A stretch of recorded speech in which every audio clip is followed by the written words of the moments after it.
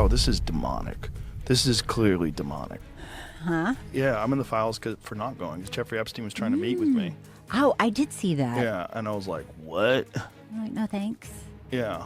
Aren't you glad? Joe Rogan just dropped a bombshell about how he was invited to Epstein's island repeatedly and he turned the offer down each time. But that's not the worst part. Sources claim that because he was this close to joining that circle, he got hold of certain dangerous secrets. And now he's allegedly putting out a warning that just like Epstein, Diddy, and Jay Z, Beyonce was next in line to be exposed.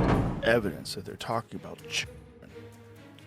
in pretty obscene ways. Horrifying ways. So that was the thing that, like, even when I talked to Mike Benz about that, he was sort of incredulous about that. It's like, I don't think they would use and it just doesn't make any sense if they got caught, but it just seems like Yeah, if Mike Benz was incredulous, that's pretty big. Over the years, Joe Rogan has built his career and platform on credibility. Uncensored interviews where controversial topics are brought to the table, real-life questions, reputable guests, honest reviews. They tried to shut him down for years, but it didn't work. So when a former Hollywood director came on his platform to talk about sacrifices and a high-level female celebrity being involved, it wasn't too hard for the public to single out Beyonce. Year after year, she manages to remain at the top of the spotlight, music charts, and Grammy Award nominations. And according to word on the streets, it's unnatural. Behind the scenes, there's reportedly something more to the fortune, fame, and extremely loyal fans. Jaguar Wright talked about it in past interviews. Whispers that Beyonce was part of a cabal, an alleged coven of witches, where she called all the shots and no one could stand in her way. Which is why when celebrities hop on that BET stage, that MTV stage, or the Oscars, like clockwork, they all always have to shout words of gratitude and immense appreciation to Beyonce for their awards, as if she paved the way for them. You ain't talk about the producers. You didn't talk about the writers. You didn't talk about the team that helped you get there. Your whole speech was about how great Beyonce is. Even artists like Mary J. Blige, who had been in the industry way before Beyonce hopped on the scene, couldn't skip honoring her after receiving her award. So the way the world is now, I think people think icons are born that way. That's kind of unusual, is it not? It's like a professor thanking a grad student for her academic recognition, or a master craftsman crediting an apprentice for their Lifetime Achievement Award. Traditionally, gratitude flows upward toward mentors and pioneers. Yet in this strange cultural moment, the hierarchy almost feels reversed whenever Beyonce is in the room. Veterans, newcomers, and even legends suddenly speak as if she represents the entire industry's standard of excellence. Lizzo took her appreciation to the max when she started crying on stage after receiving an award, saying she felt bad because Beyonce deserved it more. Where you at, Beyonce? My eyes are wet. You changed my life.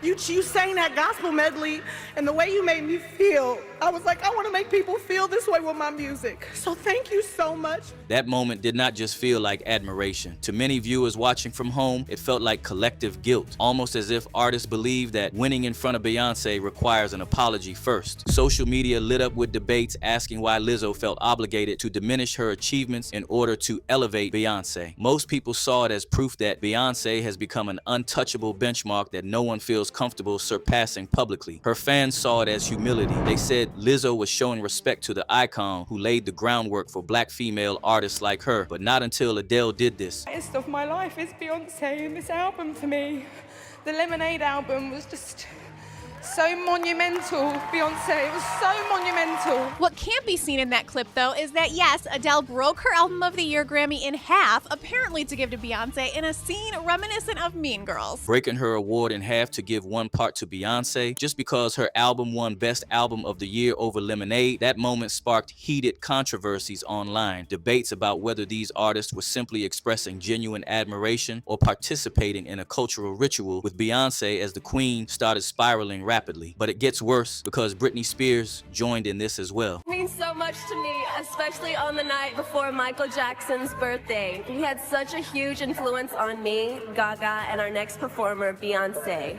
An icon way before Beyonce's time, with decades of influence and global recognition, referenced Beyonce in ways that framed her as the measuring stick for greatness. That time when Taylor Swift won an award in the same category Beyonce was nominated for, Kanye West hopped on stage to take the light away from Taylor to Beyonce. Yo, Taylor,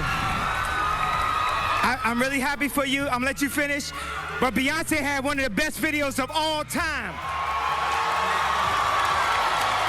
One of the best videos of all time. Rumor had it that he did it to protect Taylor because he knew that she would face serious backlash for winning over Beyonce and not appreciating her in her speech, as is customary. Since then, audiences have grown hyper aware of the pattern. Whenever someone wins in a category where Beyonce is nominated, viewers almost anticipate the speech turning into a tribute to her. And according to Jaguar Wright, it's all part of a pattern, all interwoven into a plot so thick we can only just begin to unravel the surface. Over the years, Jaguar Wright hasn't been the only one claiming that Beyonce is allegedly the queen of an occult ring. Remember when that lady, Satan, a self-proclaimed witch, came on Tasha K to talk about the same thing? The color, I remember Beyonce's video visual that she did.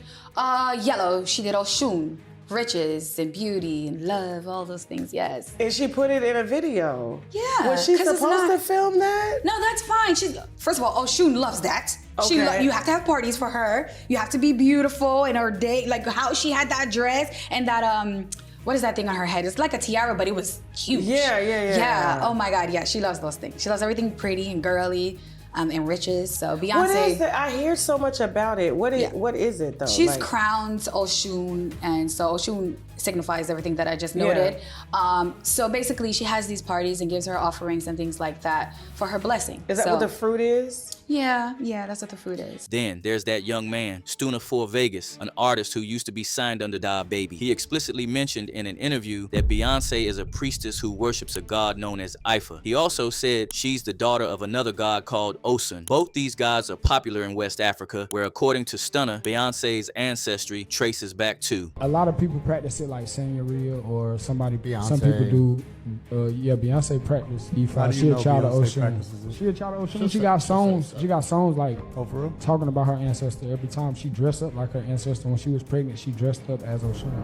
One time, Beyonce's ex-drummer of 5 years, Kimberly Thompson, accused her of witchcraft and filed for a restraining order against her. According to Kimberly, Beyonce was practicing extreme acts of witchcraft and casting magic spells of acts of grape on her. I don't want anything, and I really want to make that clear. I want nothing to do with this person. Like, this was not to up my career. This was not to jumpstart my drumsticks, my CDs, my music, my label.